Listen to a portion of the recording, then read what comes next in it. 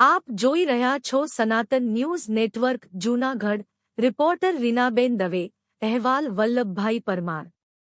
જૂનાગઢ રેન્જના પોલીસ મહાનિરીક્ષક સાહેબ શ્રી નિલેશ જાજાડિયા સાહેબની સૂચના તેમજ પોલીસ અધિક્ષક શ્રી હર્ષદ મહેતા સાહેબના નેતૃત્વમાં પ્રવર્તમાન સમયમાં જિલ્લા, શહેર તથા ગ્રામ્ય વિસ્તારોમાંથી અલગ અલગ સમાજના આગેવાનો, જે તે વોર્ડના આગેવાનો તથા અલગ અલગ જ્ઞાતિના આગેવાનો તથા જાગૃત નાગરિકો મારફતે મળેલ રજૂઆતો, અરજીઓ ધ્યાને લઈ આવી ગુનાખોરી તથા અસામાજિક પ્રવૃત્તિ કરનાર ઇસમો વિરુદ્ધ કડકાઈ અને મક્કમતાથી કાર્યવાહી કરવા માટે માર્ગદર્શનમાં અવારનવાર કોમ્બિંગ તથા સઘન વાહન ચેકિંગ કરવામાં આવી રહ્યું છે.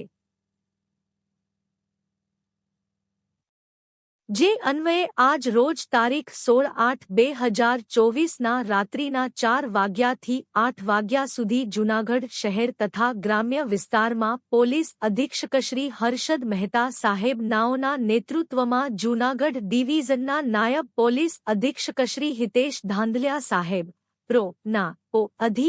શ્રી નિકિતા શિરોયા સાહેબ તથા ક્રાઇમ બ્રાન્ચ જૂનાગઢના પો. હિન્સ. જે. પટેલ તથા એસ.કો. જી. શાખાના પો. હિન્સ. પી. કે. ચાવડા તથા એ ડિવિઝન પો. સ્ટે. ના પો. હિન્સ. વી. જે. સાવજ તથા બી ડિવિઝન પો. સ્ટે. ના એચ. પી. ગઢવી તથા સી ડિવિઝન 5 સ્ટે. ના પો. સ. શ્રી આર. પી. વણજારા તથા પો. સ્ટાફના મળી કુલે 278 પોલીસ અધિકારી કર્મચારીઓની અલગ અલગ 18 ટીમો પાડી લાઠી હેલ્મેટ સાથે પંચેશ્વર, દાતાર રોડ, કડિયાવાડ, પ્રાદીપના ખાડિયા, દોલતપરા, સુખનાથ ચોક, જમાલવાડી, ભા 2 તમિલનો ઢોરો, ધરાનગર, હર્ષદનગર, ખામધ્રોળ રોડ, રાજીવનગર, ગાંધીગ્રામ, ધરમ અવેડા વિસ્તારોમાં સંયુક્ત રીતે અસામાજિક ઇસમો ઉપર ઘોંસ બોલાવવા તેમજ તેઓની અસામાજિક પ્રવૃત્તિ ઉપર સંપૂર્ણપણે અંકુશ લાવવાના હેતુથી કોમ્બિંગની કામગીરી હાથ ધરવામાં આવેલ. જે કામગીરી દરમિયાન હસ્તગત કરેલ ઇસમો કાયદાકીય જોગવાઈઓ મુજબ કામગીરી કરવામાં આવેલ છે.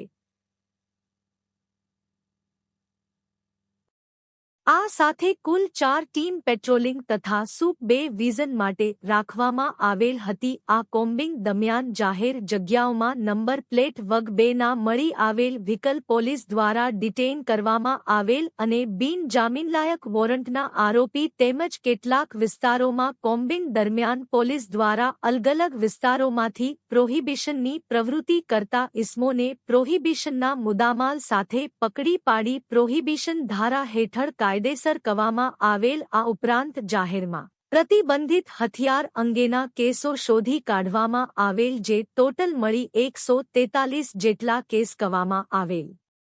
વધુમાં આ સમગ્ર કોમ્બિંગ દરમિયાન એ ડિવિઝન પો. સ્ટે. વિસ્તારમાં મજેવડી ગેટ પાસે બંશાપીરની દરગાહના ડિમોલેશનની નોટિસ બાબતે પોલીસ પર થયેલ હુમલાના બનાવમાં પકડવાના બાકી આરોપીઓ તથા ચાલુ તપાસના આરોપીઓ શોધી કાઢવાની કાર્યવાહી કરતા પ્રયત્નો કરતા કોમ્બિંગ દરમિયાન પોલીસ દ્વારા મજેવડી બનાવના કુલ 3 તથા અન્ય ચાલુ તપાસના કુલ 7 મળી ટોટલ 10 આરોપીઓને પકડી પાડવામાં આવેલ.